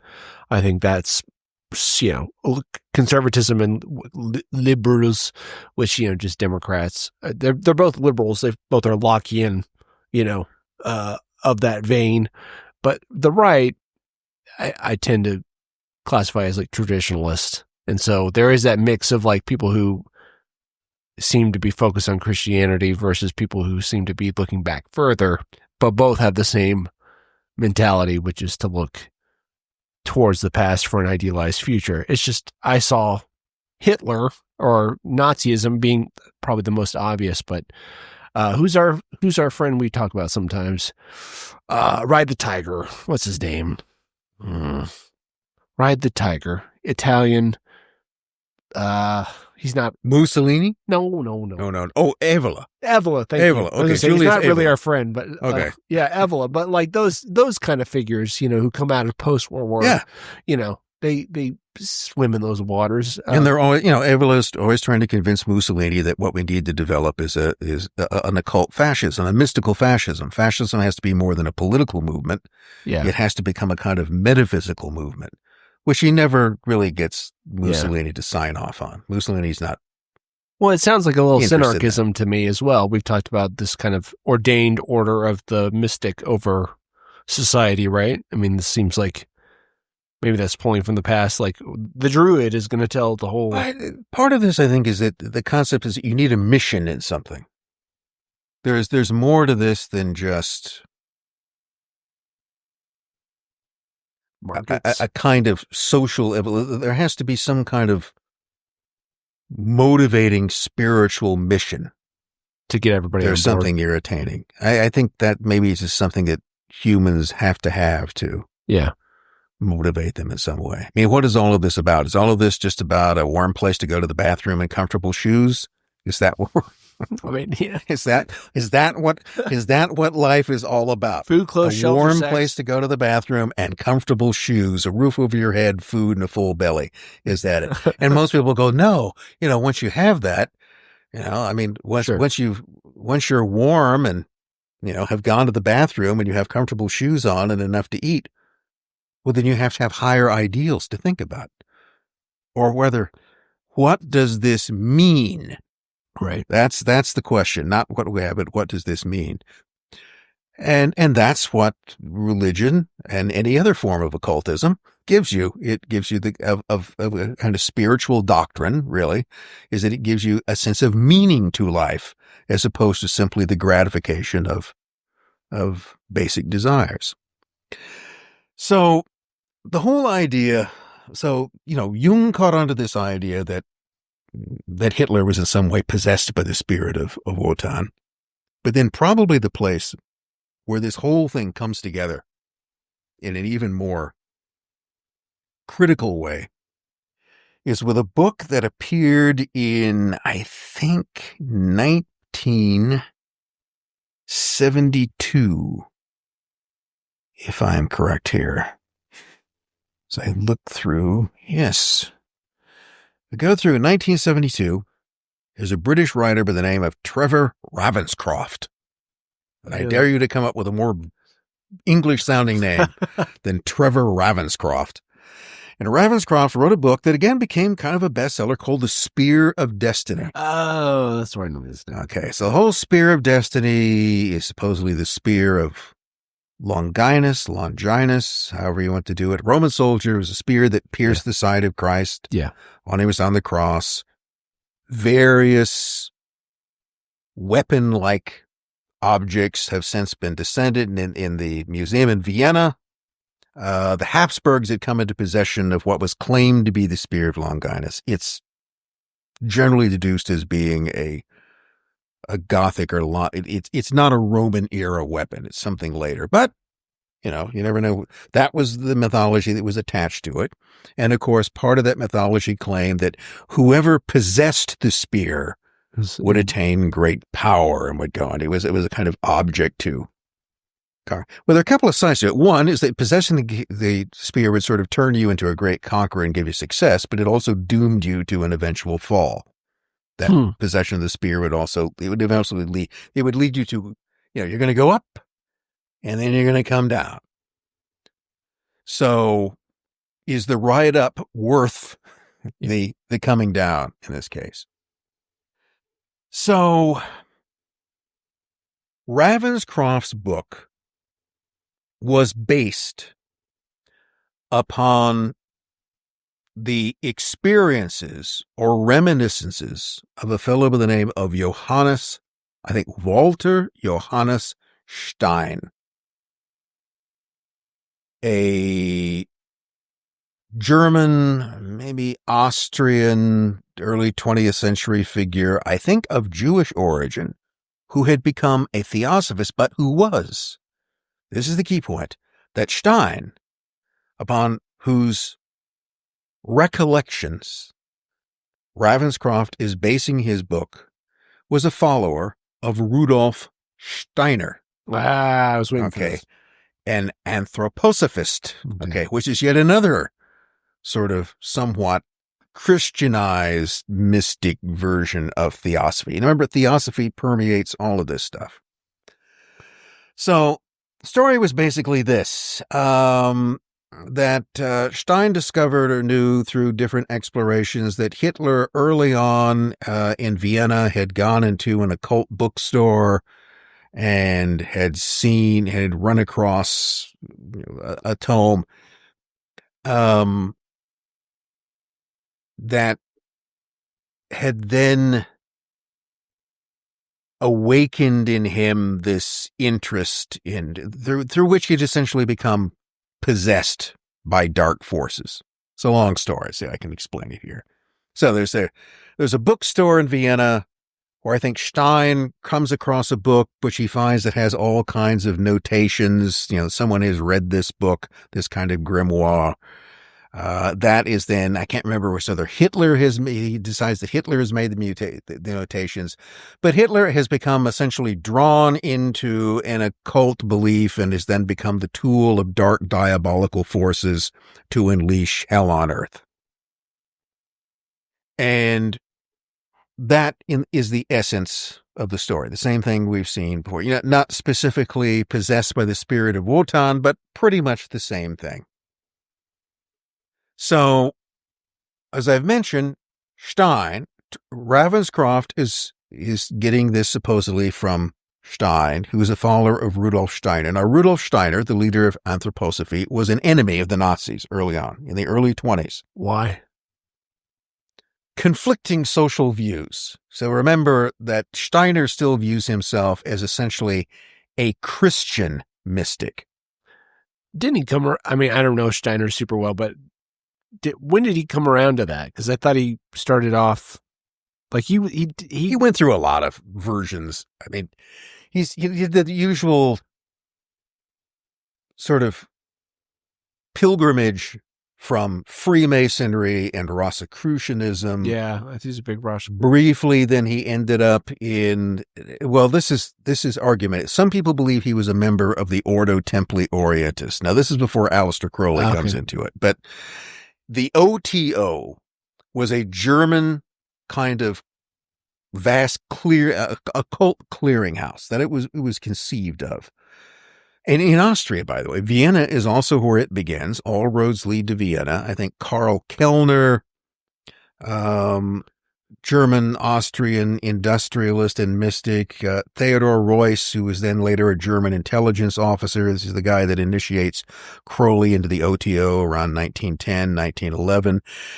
But the Ordo Templi Orientis, sometimes called the Order of Eastern Templars or the Order of the Eastern Temple, was originally considered, what they were going to do is they were going to create a kind of overarching occult organization, a kind of high church, which would then incorporate everything within it that would sort of take over Freemasonry, Rosicrucianism, Wotanism, whatever you wanted, would all be included within this. That's not what it eventually became. Later under Crowley, it would become something arguably quite different. But that's how it was envisioned. So, maybe a little backstory. So, Steiner goes through Freemasonry, Rosicrucianism, then becomes quite an ardent theosophist. No one denies he was into theosophy, but he eventually decided that theosophy was going off too much in a kind of Eastern direction. He wasn't that comfortable with the Buddhist Hindu aspects of it and wanted to bring it back into more of a Western Christian context. A very sort of stylized, mystical form of Christianity, but he still saw himself within the kind of Christian framework. So he rejected Blavatsky's more Eastern-centered theosophy. And I think probably at one point or another in all of his experimentations that Steiner, I don't see there's any problem that at some point he was a member of the OTO. Didn't seem to have stuck with it. So now we get into the immediate post-World War I period, and there are a number of things going on in this period. This is when, in Munich, another German mystic, Rudolf von Zebotendorf, has formed the Thule Society as a metaphysical study group in Munich, out of which, come back to this, the Nazi Party, or the core of the Nazi, the kernel of the Nazi Party, will emerge. That's one of the things that will happen. This is why Thule, trying to figure, is so important, because there is this connection. And Zebotendorf will eventually step aside or be kicked out as the leader of the Thule Society, and he'll be replaced for a brief period of time by a fellow with the name of Hans Dahn. But then eventually the guy who will come along is a fellow with the name of Dietrich Eckart. Yeah. And Dietrich Eckart will become quite close to Hitler. Was he like he bankrolled him up until... Dietrich Eckart, Hitler basically describes Eckart as his kind of spiritual mentor. Okay. In some way. So he will, it's the guy who would kind of guide him. Was he like a minor industrialist or something? Like maybe I'm thinking the wrong guy, but like they basically throw him overboard at some point. Well, Eckart dies in 23. Okay, then I'm thinking of somebody else. Yeah, I don't think it's that good. Yeah. So Eckart he was a writer, he was a publisher of a thing called Auf gut Deutsch, in good German. He was a German nationalist, he was an Ariosophist. So he's steeped in the ideas of Lanz and Lebenfels, which means that in some ways he's influenced by the Wotan idea, or at least that's lurking around. I mean, you can't absorb their ideas without absorbing that. Yeah. Because that was the whole point in it. Steeped in German racialist nationalism. Yeah. And At some point around 1920 or 21, Steiner supposedly had approached Eckhart about sort of joining forces. And he saw some sort of commonality between, the Thule Society. What was the Thule Society? The Thule Society was a branch of an Ariosophist. Well, let me back up here because we got to put all of these things in the right order. Sure. Right. So we've got List and Lanz von Lebenfels, who are the two main figures in creating Ariosophy, which is this German racialized version of Theosophy. So remember, both Steiner and these guys all kind of passed through Theosophy as a kindergarten to develop what they wanted to do. They begin to go in different directions, but they have that in common. List essentially wants to recreate the old Germanic faith based around Odin or Wotan, presided over by a caste of what he believed were ancient German priests. He wants to recreate these kind of Germanic druids. He calls them the Armanenschaft.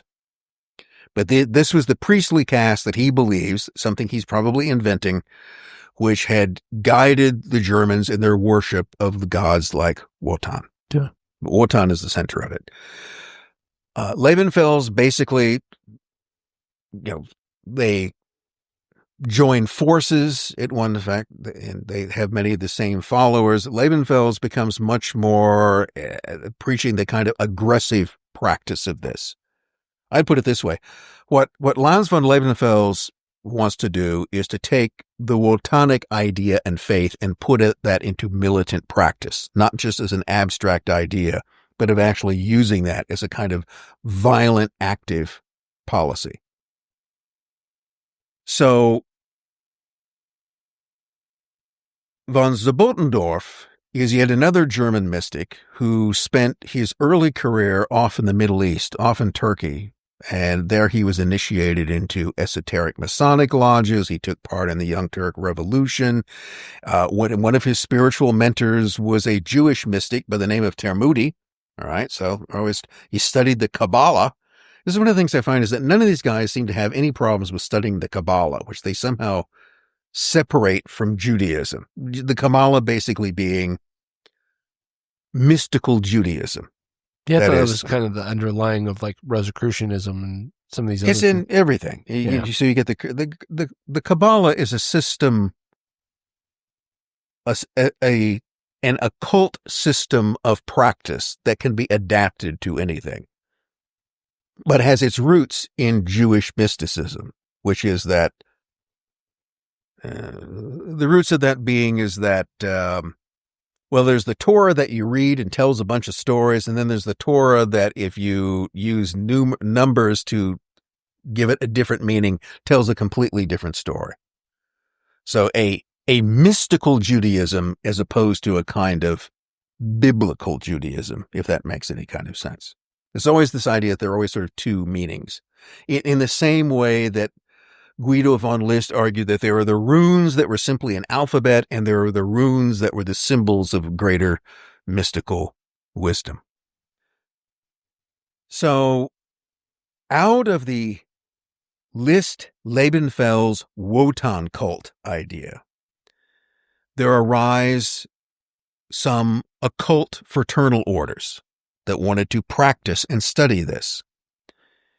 And this is around 1910 to 1912. And the outer form of this was a thing called the Reichshammerbund. And the Reichshammerbund was essentially the public face. It was a somewhat broader organization, basically for men, but they brought in some women, never large. The Reichshammerbund probably, in Germany, a country of 60 to 65 million people, there were maybe 1,000 people who were affiliated with it, maybe half that. We're talking about hundreds, not thousands. But the Reichshammerbund had a smaller inner core called the German Order or the Germanen Orden. And that was much smaller, and it controlled. So the Reichshammerbund is kind of the public face, somewhat more political. The Germanenorden is the guiding inner core and is more interested in the mystical side of things. And that's what had established a branch in Munich sometime before World War I. So Sebottendorf, who as far as I can tell had no connection with the Germanenorden before, comes back to Germany during the war in 1916, comes to Munich and takes over the little branch of the Germanenorden that existed there. And that at that time it had maybe 50 to 100 members. Not much is going on with it. Now, within the space of a year, he will take that and expand it to a group that has 1,500 members in Munich. So he's very active in terms of recruiting. And he renames it. He doesn't want it known as a Germanenorden. So he calls it the Thule Gesellschaft, the Thule Society. So it's not an order, it's a society. And the difference between this is that an order would be an oath-bound order of some kind. Within the order, you would take oaths, there would be initiations. It would be a more true occult secret society. The Thule Gesellschaft, the Thule Society, was supposed to be a German ancestral study group. So they would meet at the Four Seasons Hotel once a week at least, and it was men and women, and they would just sort of have meetings where supposedly they were discussing things like, I don't know, Wotan, runes, that figured in there, astrology, alchemy. It was, from the outside, one person described it as a bunch of aristocrats and academic dilettantes who sat around to discuss spooky ideas. But that was itself a cover, because that's not what they were actually doing. So all of the study group thing was to disguise a political purpose. And the political purpose is that under Sebottendorf, the Thule Society began to organize what he called the Rings of Thule. They were satellite organizations, and there were some at the University of Munich. There was a group there supposedly within the philosophy department, but the most important of these for our purposes was a thing called the German Workers' Circle. And Sebottendorf was very much aware of the Russian Revolution and of the forces that had been unleashed by Bolshevism, which he considered to be bad. Okay, Bolshevism was bad. He already identified it as Judeo-Bolshevism. Yeah. Okay. There were too many Jews involved in this, and whatever Jews were involved in was bad.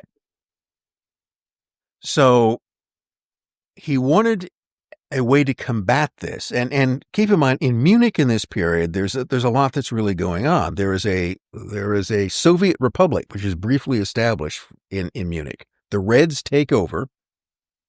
Jewish Bolsheviks come from Russia to lead it. Okay. This is what they see. And members of the Thule Society, because they are viewed as being hostile, because they are known as being as part of the opposition, members of them are arrested, and 7 of them are executed by the Munich Reds. On what day? On the 30th of April, 1919. See, that crops up again. Okay. That's the day that is the traditional, which is annual Sabbath and the swearing of the re-allegiance to Satan. It's the day in which Hitler will commit suicide. It's the day in which 7, count them, members of the Thule Gesellschaft are executed by the Reds as a kind of ritual sacrifice, Sebottendorf believes. So, the Thule Society plays a very active underground role in helping the Freikorps, the sort of right-wing military groups, defeat the Reds, take back control of Munich. So there is a close connection between the Freikorps, the German army, which of course is backing the Freikorps, and the Thule Society. And then you have the German Workers' Circle. So the German Workers' Circle was intended to be a lightning rod organization that would distract workers away from Judeo-Bolshevism to a kind of healthy form of labor movement. under the spiritual guidance of Thule, which is to say, the Germanenorden. And it's also worth mentioning that the Germanenorden had split into two groups, and the particular form of the Germanenorden that the Thule Society was connected to was the Wallvater branch. The Germanenorden Wallvater, Allvater, Wotan. Okay. It is a branch of the Germanenorden which deliberately dedicates itself to the god of frenzy, war, and violence, and which is now spawned the Thule Society, which then spawns the German Workers' Circle, which will by 1919 become the German Workers' Party. And that is the party which Adolf Hitler, who will be out of the war, back in Munich, recruited by the army to become a propagandist and trained to become a Wehmann, a Verbindungsmann. His job was to go in and agitate among soldiers and the civilian population to lead them away from Bolshevism and to keep them loyal. He's selected and trained for that because he's seen as having, apparently other soldiers would listen to him.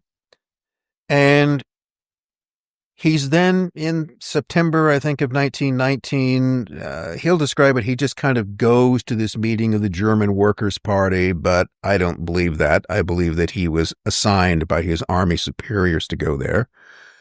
And within short order, becomes the leading figure in it. I mean, it's really just that simple. The army trains this guy as a propagandist. Then, in league with the Thule Society, which has created this counter-Bolshevist organization, they then get their guy at the head of it. And its whole job was to form a group that would attract workers to a party that the army could control, but which would promise them much the same thing that the communists did. I made this point. It's a fine point to grasp, but this isn't anti-communism. It's counter-communism. That's what and then under Hitler's leadership, how does the party rename itself in 1921? The National Socialist German Workers' Party. Now, if you didn't know those were the Nazis and someone asked you to join the National Socialist Workers' Party, well, that's about as red as you can possibly get. Well, that's the thing that bothers me when people say, typically to denounce contemporary socialism, they'll say, did you know that the Nazis were actually socialists? It's like, well, they were. Yeah, I know. Well, to be popular at the time, you had to. They had to be. Right. So you had to, in Germany, what are you competing with? There's the mainstream socialist party, the SPD, and then there's the KPD, which are communists, but Bolshevism was pretty appealing to the working class. Right. And the working class is the single biggest social group in Germany. They're bigger than any of the other ones. So if you don't have the working class on your side, you're not going to get anywhere. So you then look, again, early on in Hitler's tenure as leader. He's not yet Führer yet, but he's an influential figure. You get the 25 points of the Nazi Party. And here's what anybody can do is you can go in and Google 25 points of the Nazi Party and read what their actual party platform is, which they never change. Okay. All the way through May of 1945, they never tampered. They don't follow through on it. Hitler certainly doesn't. But this is supposedly what the party actually promises and stands for. And if you look through it, you'll see things like nationalization of industry, free education for everybody, expanded social welfare, expropriation of war profits, elimination of the nobility, the replacement of the old army with a new people's army. I mean, this is... There's one red plank after another in this. And to no great surprise, if you actually look at the growth of the Nazi Party and one of the prime areas of its recruitment, it's from the KPD. They're competing for the same people. Right. So eventually, by the end of the 1920s, the two biggest parties in Germany, the two growing parties, are the Communist Party, the KPD, and the NSDAP, the National Socialist German Workers' Party, and they're both competing for the same majority working class constituency, But what the Nazis combined with this is they combined nationalism with it. Right. Which the communists really can't offer. I mean, if you're a German communist, you essentially have to worship. You have to pray towards Moscow. Yeah. That's now become the promised land. And given the fact that many in Germany view Russians and Slavs in general as being backward and inferior, to some people, it's a tough pill to swallow. Or on the other hand, under Nazism, you just get to worship yourself. I guess that makes... So, have you ever read Eric Hoffer's The True Believer? It's a little book from the 50s. I don't know. So Hoffer was like, I think he immigrated before World War II, but German. I don't think he was Jewish. Maybe he's Hungarian, but was talking. A lot of it is about the street fighting between the communists and the Nazis. And it's like, well, you could be a Nazi or a communist one week and a Nazi the next. You could be a Nazi one week and be a communist the next. And there were people who went back and forth. Yeah. But he never put it in those terms where it was like, oh, well, this one is very clearly more appealing if you're a German because you can worship yourself instead of like, instead of worshiping, Lenin or some other sort of form. So it gave them, I think, that kind of edge. The Nazis preached basically the same sort of thing. Capitalism is bad. Yeah. I mean, here's the interesting thing. So that when Hitler went to the first meeting of the German Workers' Party in 1919 and he listened to a lecture, what was the title of that lecture? The title of the lecture is How and Why Should Capitalism Be Destroyed? Okay. So he goes to this, and the first lecture, you go to the German Workers' Party, fully funded by the Army and the Thule Society, and you're listening about lectures on the destruction of capitalism. That's what I mean by counter-communism. Mm-hmm. And that was the chief critic, or rather criticism of Hitler by dissidents within the Nazi party, like the Strasser brothers, Gregor and Otto Strasser, who have their own thing, who would break away. And they were the left wing, or as they saw it, the purest wing of the National Socialists, who argued that, well, what Hitler did, Hitler was an opportunist who made a deal with the generals and the industrialists to get himself be made chancellor. And in doing so, he betrayed the party platforms of being opposed to the aristocratic army, which we wanted to destroy, and with the capitalists, which we want to destroy. And in that respect, they were absolutely correct. Hitler was an opportunist who made a deal with the capitalists and the generals to become chancellor. I mean, who named him chancellor? Paul von Hindenburg, the great, like the living embodiment of the old aristocratic army that wanted to preserve itself. They stage managed his political career the whole way. So when Conrad Hayden called the German Workers' Party is not just a kind of mystical tool of the Thule Society. They provided this kind of ideological component to it, but what it was, Hayden says it was a political instrument of the Reichswehr, and that's exactly what it was. I read A Law Unto Themselves is about the Dulles brothers and Sullivan and Cromwell. And it has a section in there where I think who's the older one? John Foster. He's on the ground in Germany right after World War I, and he's commenting on all these peasant Jews, and they're communists. And anyway, the book follows, all their exploits with other things, the Panama Canal and so on and so forth. But then, I guess it's Alan, when the Weimar Republic is about to collapse and they have all this money invested in it through their clients in Sullivan and Cromwell, because they said this would be a great place for you to sink your money. They start talking about backing a new regime. I don't remember when that was though, but is that kind of the same what you're talking about as far as the plank says we're going to do away with the old aristocracy. However, I've seen tons of stuff that say, well, it's actually the aristocracy and all these kind of traditionalist elements of German society that really wanted the Nazis to come to power. Well, there's exterior capitalists who are interested in backing some stability, which I guess Hitler would be that, right? In their investments from the Bible. Hitler comes across as the reasonable Nazi. Okay. He's the one. So here you've got, all right, this is what eventually you're staring at. Let's say you're an industrialist in Germany, or one of the, a traditionalist who wants to keep throwing, who secretly, like most of the army, wants to bring the Kaiser back, but you can't really make that. You can't politically pull that off. So you've got the Red Menace. Okay. You've got the Communist Menace. Yeah. Which now prays to Moscow, a foreign power. And you know what they're going to do if they take over, because they'll really follow through on this. They will nationalize industry, and they will get rid of the old officer class. Okay, you may find some, but that's the end. And then you've got this counter-communist movement, which is really a kind of political tool by the army, and I think maybe even to some degree by the army's early alliance with the industrialists. But what you're doing is you're creating this kind of phony communist movement, we could call it that, which will seem to offer the same thing, but do it in a kind of patriotic German context. Mm-hmm.